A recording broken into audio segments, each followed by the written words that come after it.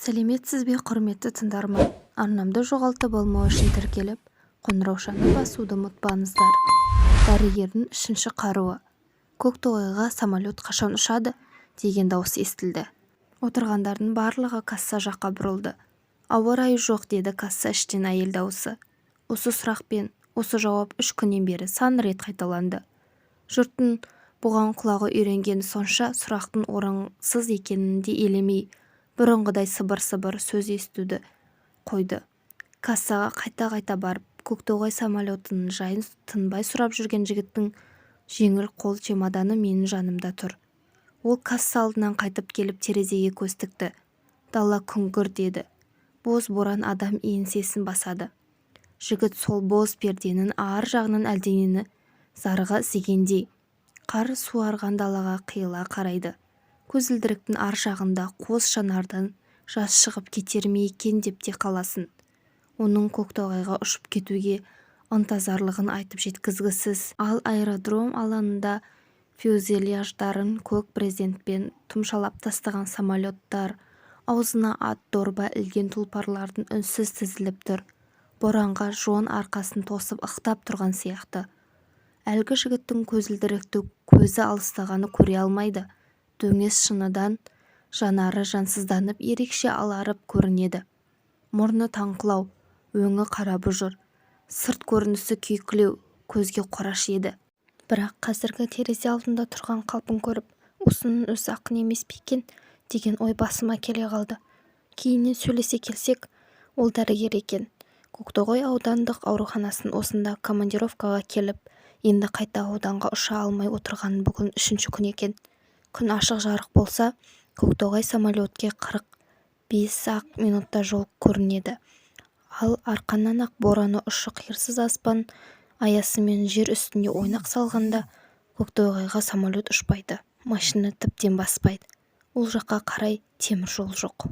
Жол жүргенде күткен жаман. Үйден бір шыққанын сон тезірек жүріп кеттім келеді.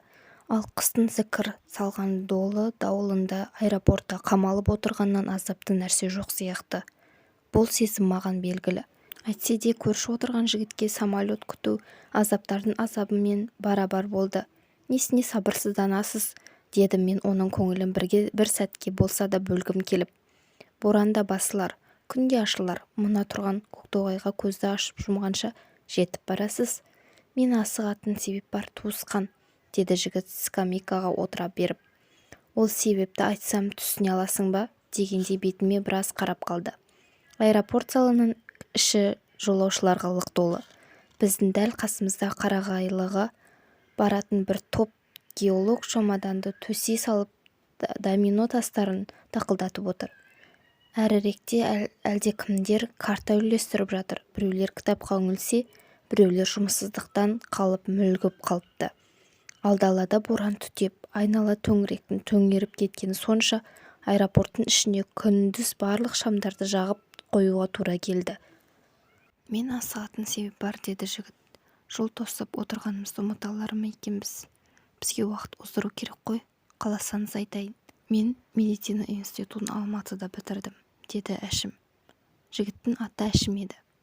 Студенттік қимас қызықты жылдар, көзді ашып жұмғанша дегенде жылдам өте шықты. Қазір ойласам, аға сау толқындай сапырласқан, көз ұшынан мұңартып борт-борт желген, сағымда елес жүректі жылытып, толқытып-балқытып жүре береді. Ол күндердің қызығы мол еді ғой. Күнбе-күн семинардың, жыл 12 айдағы қос сессиясының уайымы зор болса да студенттік өмір жаздай жадыраған тамаша өмір ғой. Институт бітірген соң мені алыстағы ауданға қызметке жіберді. Алғашқы күн ауруханамен танысудан басталды. Аурухананың есігін алғаш рет дәрігер ретінде аттап басуым, менен жақсылық жәрдем күткен жаутаң көздері алғаш рет көруім. Ол көздердің саған сұқтана қадалу тым ауыр. Сонда сен өзіңді дәрменсіз сезінесің. Сен ауру жандар үшін қазір ең құдіретті адамсың. Бірақ сол құдірет бар ма бойыңда? Әсіресе сыр алыспаған жас дәрігердің ауру адамдармен алғаш кездесуі. Қыл көпірдің үстімен өткенмен бірдей. Кеше ғана институт жүргенімде, әттен, осы сессиядан, осы емтиханнан аман есен өтсем, онан кейінгісін бәрі жеңіл болар еді-ау деп армандаушы едім. Шіркін, балалық шақ десеңші. Нағыз сын, нағыз емтихан енді келді-ау. 4-ші палатамен танысыңыз, мұнда 5 адам жатады, деді бас дәрігер Жанна Жапаровна. Кіршіксіз ақ халат киген орта жастардағы сылқымдау әйел. Біз кіріп барғанда 5 аурудың 5-еуі де бас бұрып қарады. Бір байқап қалғаным, ортадағы койкада жатқан әйелге бас бұрудың өзі күшке түседі екен. Оның тұла бойында өмірдің әлі өлмей тірі жатқанын білдіретін мүше тек үлкен қоңыр көзі ғана еді. Оның көзі жалт етіп жәудіреп қарағанда, апыр-ай, адамда да осындай жанар болады екен-ау дегендейсің. Әйтпесе өңі үсік ұрған күзгі жапырақтай қатып, семіп сартап тартқан.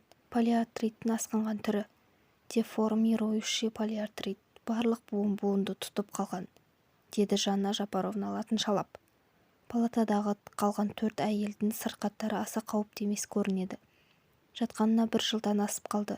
Үміт аз, деді былай шыға келе бас дәрігер. Үміт аз дегені атылған оқтай тосын естілді. Бұл не, ажалмен ымырашылдық па, әлде дәрменсіздік пе, деймін өзім. Қолдан келгенін бәрін істедік, деді Жанна Жапаровна.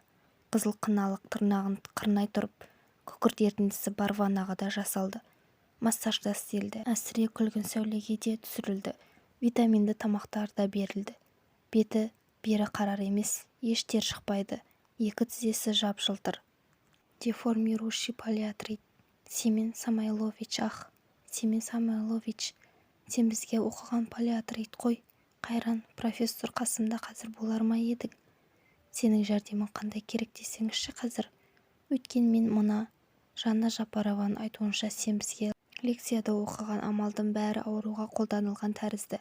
Енді не керек, Құдай-ау, енді не керек? Аурухана бойынша кезекші мен едім. Терезе алдындағы жалаңаш ағаштарының бірен-саран сарғыш жапырақтары жүдеген көбелектей дір-дір етеді. Терезеден күн сәулесі түсті. Оның койкасы терезе алдынан алыс екен-ау деген ой сап ете қалды. Дереу сестраны ертіп алып 4-ші палатаға келдім. Есік ашыла бере кешегі көзбен көзім кездесті.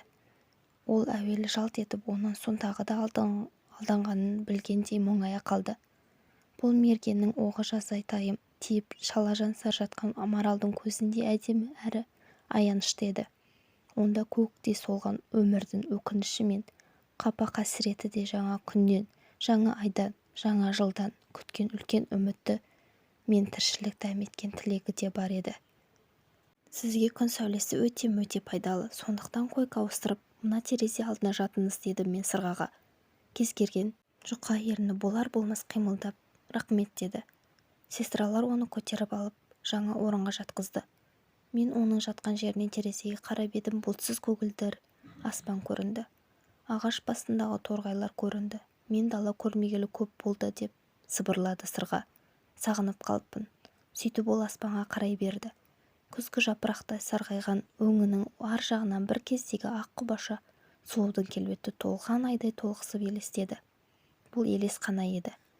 Сіз жақсы естідіңіз, деді мен палатадан шыға бергенде сестра Маша. Сырғаның көңілі жарым еді. Койкасына ауыстырып ықылас білдіргенін өзіне риза болып қалды. Ауру адамның көңілі әрқашанда жарым ғой, дедім мен. Жоқ, сырғаның меніңше ауруның үстіне қосылған ауру да бар, деді секпіл бетті сестра Маша. Ол қандай ауру? Бұл өзі бір қатарлас жас адам, сірә сол 21-22 шамасында. Ауырмай тұрғанда тұрмысқа шыққан екен. Ал сүйіп қалған күйеуі бұл қатты жығылып ауырған соң осы емханаға әкеліп салды да жоқ болды. Қайтып көрінбей кетті. Бір кездегі сұлудың енді аяқ-қолы жоқ мүгедек болғанынан мүлде шошынса керек, ізі суып кетті. Әй, осы еркектерді қойшы, деп сестра секпілді. Бетін тыржитып қолын бір-ақ сілтеді. Бұл байқұс өлейін деп жатса да сол бәлесін күтеді. Палатаның есігі ашылған сайын жалтақ-жалтақ қарайды. Қарайды да қалпалына түседі. Оның күткен адамы келмейді. Адам жанының терезесі жоқ. Бөтен жан түнек дейді, сол түнектің пердесі ашылайын деді. Сырға неге есікке қарай беретін енді білейін дедім. Бір мезгіл аспанды ауыр бұлттар торлап, далада кабинет іші де күңгірт тартты. Шымшықтар шықылықтап, шошаңдағанын қойды. Тасы тауып алып олар да әлденедей ойға кетіп үнсіз отырды.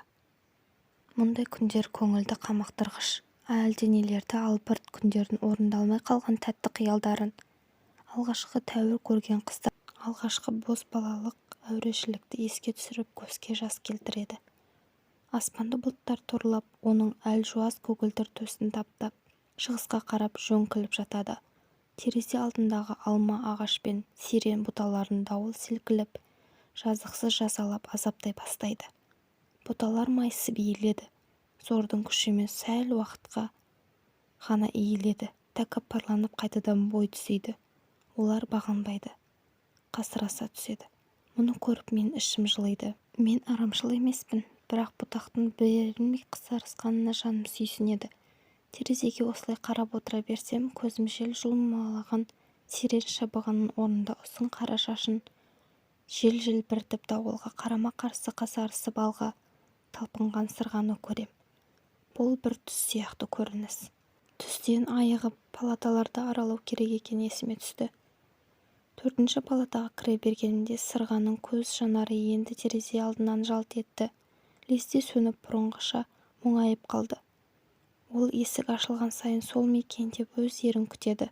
Ал күйеуі қазір мұның бір жапырақ көңілін көтермейді. Сырға халіне өзі түсіп қалса қайтер еді. Сырға сонда оның соңынан бір ретте із салмай, халің қалай Сейсен деп бір ауыз көңіл сұрағанға жарамаса, Сейсен не дер еді? Не күйде болар еді? Адам атаулыға есендік саулық тілеп, оларды аурудан аман сақтау менің борышым бола тұра мен қазір өз еркімнен тасқары Сейсенге ауру тіледім. Сырға қазір деп бұлт басқан аспанға қарап жатыр. Терезеден оған аспанның бір қиығы мен жел жұлмалаған сирен бұталарының бір түбі көрінеді. Сіз білесіз бе? Түнде мен жұлдыздарды көрдім. Жартыкеш айды көрдім, деді ол әдеттегіше сыбырлап. Қаттырақ сөйлесе демігіп қалады. Көптен бері көргенім сол сағынаппын. Сырға көрісінгендей болды. Сау адам көп нәрсені аңғармайды екен-ау. Жұлдызды да сағынады екен-ау, дедім ішімнен. Сөйтсем өмірге құштар жан жатып алып қарама-қарсы үйдің мұржасынан бұдықтап ұшқан түтінге де қызығады екен. Балапандарымен топталып, телеграф сымына тізілеп қонып, жылы жаққа ұшып кетуге жиналып, туған жерді қия алмай отырған қарлығаштарға да қызығады екен. Ол тек күзгі жапырақтардың бұтақтаған, үзіліп түскеніне енді сол жапырақтардың бір-бірімен еш уақытта сыбырласа алмайтынына қиналады. Сіз білесіз бе, мына қара шыбындарды мен жақсы көремін, деді сырға сәл-пәл ғана қан жүгірген жұқа ерні күбірлеп. Қара шыбын маған ғашық болғандай бет-аузымды аймалай береді. Оны ұшырмақ болып мен жазсыз қолым қимылдайды. Шыбын қонбаса, оның қимылдауы мүмкін. Шыбын қонғанда, денем шіміркенде, мен өзімнің әлі өмір сүріп жатқанын сезініп қуанамын. Осы кезде көшенің ар жағындағы үйдің терезесінен музыка үні естілді. Мынау Чайковский ғой, кішкентай аққулардың биі, деді. Сырға басын көтермек боп, мен сестраға ым қақтым. Маша екеуміз сырғаның арқасында жастық қойып, басын биіктедік. Он бойы шалқасына жатқан адамның сәл де болса еңсесі көтерілгені көрер көзге жақсы екен. Шіркін, балериналар қандай бақытты, деді сырға биілеп жүрген кішкентай аққуларды сахнадан көріп жатқандай-ақ. Оның түсі өзгеріп, қазір койкадан өзі түсіп, өз аяғынан жүріп кететіндей көрінеді. Ал музыка оны шақырғандай, адамның жан дүниесін шарпып өтіп, шарықтап кетті. Сирен бұтасына қонған алмас шықтай бір тамшы сырғаның алақандай көзінен домалап түсті. Палатаға радионүкте орнатып, құлаққа киіп, тыңдайтын наушник алдыру керек екен, дедім өзіме өзім. 4-ші палатаға кіріп шықпайсыз ба, деді біраз күн өткен соң коридорда жолыққан медсестра Маша. Онда не болып қалыпты, дедім. Бөтенде ештеңе болған жоқ, бірақ жай кіріп аурулармен әңгімелесіп, хал-ахуалын сұрамайсыз ба дегенім ғой. Мен тағы да музыка тыңдадым, ол мені сергіткендей болды, деді аурулармен амандасып енді сырғаның қасына барғанымда. Ол басынан наушникті сәл-сәл қимылдатып, оң қолымен алуға әрекеттеніп, мен көптен сағына күткен адамымды көргендей болдым. Ауру екенімді де ұмыта жаздадым. Әлі де әсем үнге жүйке жүйем босайтынына қуандым. Жан дүниемнің саңылаулары бітелді ме, қауіптенуші едім, көңілім мүлде күңгірттенді ме деп қалушы едім. Мен әлі армандай алады екенмін, доктор, деп сырға қимылдайтын оң қолының шидей саусақтарын терезе торынан түскен күн сәулесіне тосты. Күн сәулесі алақанын қытықтап ойнағысы келгендей болды. Таң алдында сәл ұйықтап кетіп, сараң ұйқыдан соң көзімді ашып алсам, күн сәулесін көріп қуанып қаламын. Мен ұйқыға кеткенде аяқ-қолым тіріліп қалған жоқ па екен деп қараймын. Аяқ-қолыңыз осыдан 2-3 жыл бұрынғы сау-саламат кезіңіздегідей болады әлі, деймін мен аурудың аяқ жағын жылы одеялмен қамтып. Мен түнде түсімде қырда жүгіріп гүл теріп жүремін, тіпті кейде өзімнің совхоздың клубында би де билеп жүремін, деді сырға. Әлі қарап тұр. Өнінде де талай-талай билерсің, деймін ауруға массаж жасауды сестраға тапсырып. Бұл өзі жазылатын ауру ма еді, дейді сырға. Әрине, дедім мен. Дегенде дерімді білмей қалсам да, әрине біздің ғылым үшін жеңілмейтін дерт жоқ. Байқап қарасаң, бір кезде жұртқа соқыр ішектің өзі жазылмас дерт еді. Сүзек шешек дегеннің тажал еді. Қазір олар жойылды. Туберкулез күні кешеге дейін ем қонбайтын ауру болса, қазір ғылым оны емдеудің пәрменді жолдарын тапты. Тіпті жуырда ғана еліміздің ең көрнекті медиктерінің жиналысында атақты профессор Ефимов полиартритті сәтті емдеудің тәжірибелерін ортаға салып, жаңа антибиотик жасап шығарғанын да айтты ғой. Сырға жансыз аяқтарын жүрмей қалғаннан қан жиналып бетіне шыққандай боп-боз, өңі қызыл шырайланды. Жалан ерні дір-дір еткендей болды. Өзіне ғана жарасымды тәмпек мұрнының танауы делдеңкіреп, тынысы жиіледі. Жаңа антибиотик пе, жаңа дәрі ме, деді сырға. Бұл жолы ол сыбырлағанын қойып, даусын шығарып жіберді. Оның шын даусын тұңғыш естігенім мен.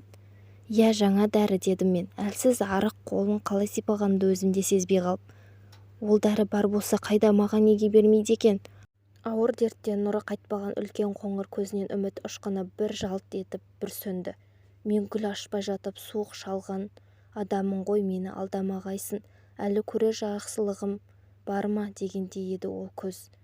Ол дәрі әлі аптекаларға түскен жоқ көрінеді. Тек лабораториялық тәжірибелерді қолданылады екен. Лаборатория әлі жоқ деңіз. Қоңыр көз мен ең алғаш рет көргендегідей әуелі жалт етіп жоқ деңіз деген кезде мұңайып тайып кетті. Мен ағат айтқанымды кешіңкіреп түсіндім де, сабыр ет сырға, әлі-ақ аламыз ол дәріні, дедім. Сабыр, деді ол менің сөзімді ұнатпағандай. Сабырдан келер пайда болса, мен сабыр еткелі жүздеген таң атып, жүздеген күн батты. Мен шыдамым сынға түскелі қашан, сіз түсінбейсіз оны. Мен түсінемін сырға, түсінгендіктен де, қайтсем де сол дәріні саған тауып әкеліп беруді ойлап отырмын. Командировкаға сұрап, облыс орталығына, тіпті Алматыға да. Онда болмаса профессор Ефимовтың өзіне барамын, деп сырғаның нәзік саусағын алақаныма қалай салғанымды өзімде сезбей отырыппын. Сүйген жардан көрмеген жақсылықты сізден көрдім-ау. Жалғасы бар. Жалғасын описание бөлімінен тыңдай аласыздар. Менімен болғандарыңызға рахмет. Төменге өз ойларыңызбен бөлісе кетіңіздер.